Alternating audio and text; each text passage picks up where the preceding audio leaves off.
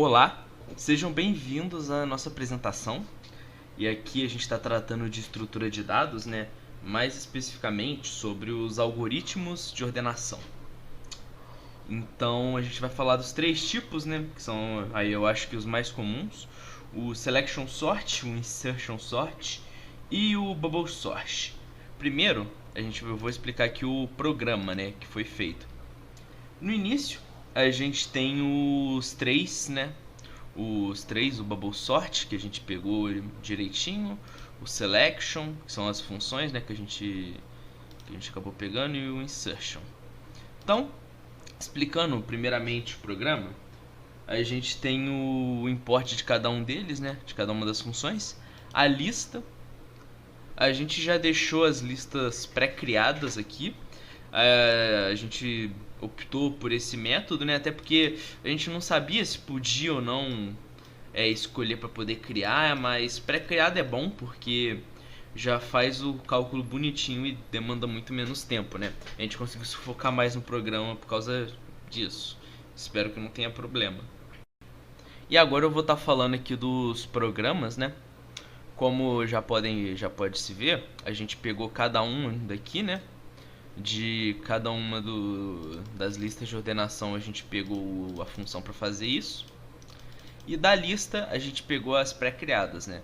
Aí a gente tem um random, que ele randomiza, ele basicamente faz o papel de randomizar e criar as listas. E o timeIt, que calcula o tempo. Agora eu vou falar das funções, onde a gente tem a função calcula todas, escolhe todas, cria lista aleatória, ordenar, medir tempo, e o nosso menu, né, que é a atração principal. Você pode ver que ele demandou muitas linhas de comando. Então vamos lá. A gente tem a calcula todas, que ela é uma lista, ela é uma função que passa uma lista para ela e ela vai calcular os algoritmos, né? E passa a ordenação bolha, a ordenação inserção, a ordenação seleção e vai passar o algoritmo por ela, né? E ela também vai printar o nosso tempo de execução. A gente tem o escolhe todas, que diferente da calcula todas, que é para todas elas, né? Para todos os tipos de ordenação, essa daqui você vai escolher qual lista você vai pegar. E aí depois vai calcular. A gente tem que criar a lista aleatória, que como o nome diz, cria uma lista aleatória, né? E tem o tamanho list, int, insira o tamanho da lista. A gente fez tudo direitinho aqui, deu um return none. Lista random sample. E basicamente é isso, né? Passa a lista por esse print. E a gente até colocou um processando aqui para dar imersão de tempo, né? Enfim, ordenar e medir tempo, ela só serve para basicamente para medir o tempo de execução e retornar. E por fim, o nosso menu, né? É o uso disso tudo, onde a gente fez o menu. E aí a gente criou uma função para reproduzir cada um dos casos aqui, para não ter que fazer vários, né? Então, por exemplo, a gente tanto a gente quanto o usuário é guiado pelo menu, né? A gente deu um while true primeiro, para se você colocar em finalizar, sempre ir quebrando e voltando para o início, né? Para a gente não ter que rerolar o código, que é algo muito pouco prático. E essa parte de botar o barra N, o Marcelo sempre gosta de optar por isso. Ele tava criando os inputs enquanto a gente tava falando.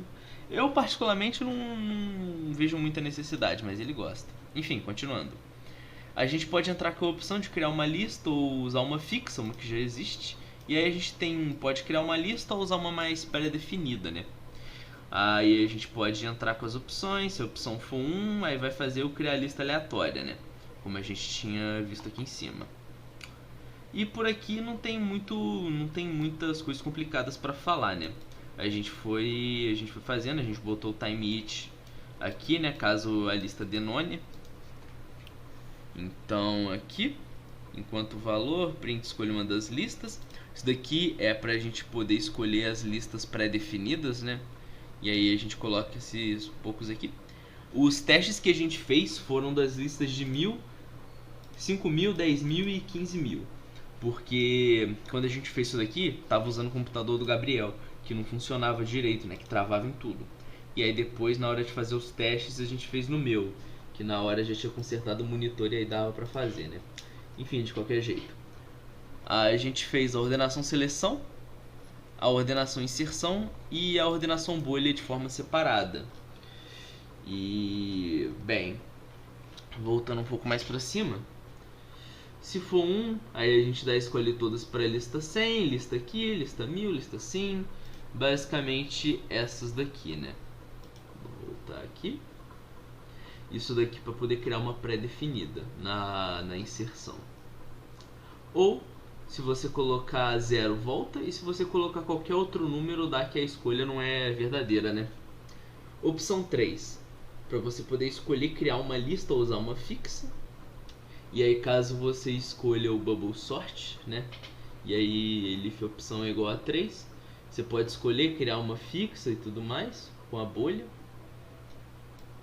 E se você escolher o 4, que é o de testar as 3 ao mesmo tempo, ele vai fazer como o nome diz. E aí a gente botou os 3 para executar os 3 e mandar a lista ordenada de inserção e printar o tempo de execução das 3, que já já a gente vai mostrar. E aí a gente tem a ação, né? Para criar uma pré-definida, como a gente já tinha botado. Por fim, o resto do menu, desenvolvedores. E se a pessoa colocar uma opção que não existe, dá a opção digitada não encontrada, né? E aqui para as listas pré-definidas. Não tem muita coisa que dizer. Só é grande porque a gente teve que replicar mais vezes. Só que o programa é basicamente você criar a lista ou pegar uma pré-definida e aí vai criar ela, né? E vai mostrar o tempo que demorou. Então basicamente o programa é sobre isso e agora a gente vai ver ele em uso, né? Eu vou botar a maioria das opções aqui, talvez até todas, mas vamos ver aqui. Aparece arranjo não ordenado, arranjo ordenado, arranjo não ordenado e arranjo ordenado, né? Vamos então testar os algoritmos. Vamos criar um selection sort, criar uma lista e vamos colocar uma lista de 1000. Cria rapidinho e aqui já vai mostrando a lista desordenada, né? E a versão ordenada da lista. E agora a gente pode usar uma pré-definida e uma de 5000, por exemplo. Demora um pouquinho, mas volta. Aí a gente pode clicar aqui para voltar. E agora vamos criar uma de 10.000. Demora um pouquinho, porém, no fim, criou, né? E o tempo de execução aqui também, lista ordenada e desordenada, que eu não vou subir porque é muito número. Volta e vamos escolher então o insertion sort, cria lista 1000 e aí cria ali rapidinho.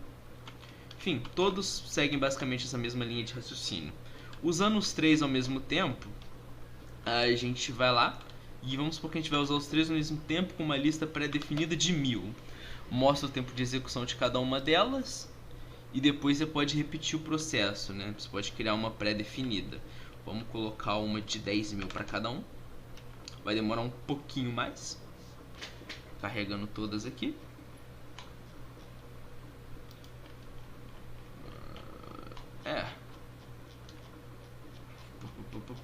Tá indo. Deixa eu voltar. É muito número e foi.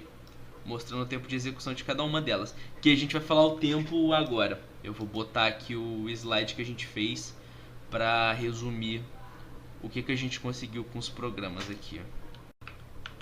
Então aqui a gente tem o slide que a gente fez. E vamos lá. É uma análise comparativa de Guilherme, Marcelo e Gabriel. Vamos falar dos algoritmos base, o selection sort que foi utilizado, né? Um algoritmo simples de ordenação que divide a lista em duas partes. Uma parte ordenada e outra não ordenada. O insertion, que ele também é simples, ele constrói uma lista de um elemento por vez. E o bubble, que é um dos mais simples, mas menos eficientes, como a gente vai ver daqui a pouco. Os programas, como eu falei, a gente importou cada um deles e as funções que foram utilizadas. E agora, vamos para a brincadeira. O tempo de execução, 3 vezes cada um deles, sendo de 1000, 5000, 10.000 e 15.000. E esse daqui foi o tempo demandado de cada um deles, né, em segundos. A gente pode ver claramente que o Bubble Sort é um dos menos eficientes, sendo que o 15.000 dele demorou 23 segundos, enquanto o do Insertion e o do Selection duraram muito menos. Pelo menos no meu computador, o Insertion se saiu muito melhor do que o Selection. O Gabriel falou que no dele foi mais equilibrado e que o Selection era melhor em alguns aspectos. No meu, foi... o Insertion ganhou, né? Por mais que fosse por uma diferença bem pequenininha. Então agora a gente vai falar dos tempos que tiveram com cada um deles.